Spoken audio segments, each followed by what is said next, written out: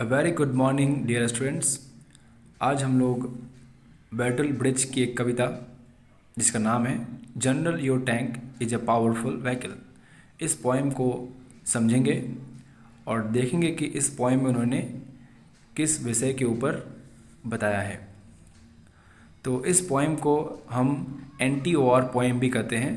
We call it as anti war poem because battle bridge highlighted the futility of war, क्योंकि उन्होंने इस poem में दिखाया है कि किस तरह से युद्ध केवल बर्बादी ही लाती है। और जब भी कोई युद्ध होता है तो उसमें युद्ध के जो बड़े बड़े ऑफिसर्स होते हैं, जो लीडर्स होते हैं, वो वार में इन्वॉल्व नहीं होते, बल्कि जो कॉमन सोल्जर्स होते हैं, जो सामान्य सैनिक होते हैं, वो इन्वॉल्व होते हैं और उन्हें अपने प्राणों को कुर्बान करना पड़ता है अपने देश के लिए। लेकिन नाम, शोहरत, ये सब लीडर्स और जनरल को मिलते हैं। तो इसीलिए यह पोएम एक आयरनी है, यानी एक प्रकार की व्यंग है, जिसे हम हिंदी में व्यंग करते हैं और इंग्लिश में आयरनी। तो इसमें बैटल ब्रिज जनरल पे, लीडर्स पे और वार के ऊपर एक आयरनी को एक्सप्रेस करते हैं। तो इस पोएम को हम शुरू करते हैं। तो पोएम के फर्स्ट लाइन में ही स्टार्ट इस प्रकार से हो रहा है, general your tank is a powerful vehicle. कवि कहते हैं कि जनरल आपका टैंक काफ़ी पावरफुल है, काफ़ी पावरफुल व्हीकल है। It smashes down forest and crosses 100 man.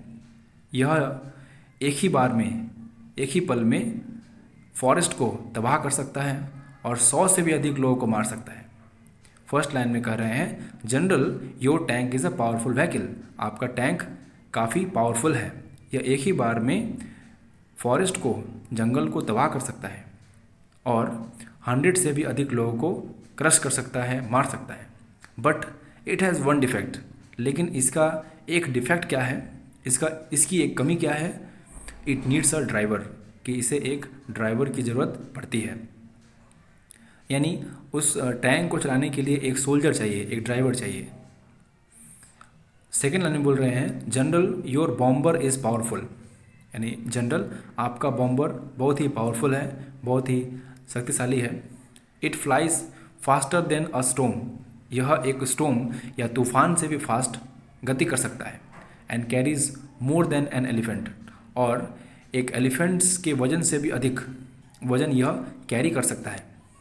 But लेकिन इसका भी एक डिफेक्ट है, but it has one defect, लेकिन इसका एक डिफेक्ट है क्या, इट नीड्स अ मैकेनिक, कि इसे भी एक मैकेनिक की ज़रूरत पड़ती है। तो इन दोनों लाइन में ये बताने की कोशिश कर रहे हैं कि जनरल आपका टैंक, आपका बॉम्बर चाहे कितना भी पावरफुल क्यों ना हो, वो एक पल में कितने भी लोगों को क्यों ना मार पाए, लेकिन उसका एक डिफेक्ट होता है कि उनमें उन मशीनों को कंट्रोल करने के लिए एक व्यक्ति की ज़रूरत पड़ती है जो कॉमन सोल्जर्स होते हैं।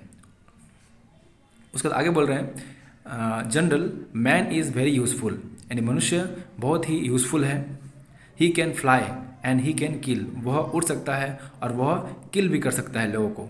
But he has one defect, लेकिन उसके पास भी एक डिफेक्ट है, मनुष्य के पास भी एक डिफेक्ट है, यानी मनुष्य के में भी एक कमी है। क्या है, ही कैन थिंक, कि वह सोच सकता है। तो इसमें कवि ने बताना चाहा है कि चाहे मशीन कितनी भी अधिक एडवांस क्यों ना हो जाए, मनुष्य का रोल कभी कम नहीं हो सकता और वार हमेशा जो शांति का विरोध करता है। इसीलिए कवि ने इसमें एंटी वॉर एटीट्यूड को दिखाया है और फ्यूटिलिटी ऑफ वार को दिखाया है। इसमें कवि ने यह भी दिखाया है कि किस तरह से वार के समय जो जनरल होते हैं, आर्मी ऑफिसर्स होते हैं, वो सिर्फ कमांड करते हैं, ऑर्डर देते हैं, लेकिन बैटलफील्ड में कॉमन सैनिक, कॉमन सोल्जर लोग ही जाते हैं।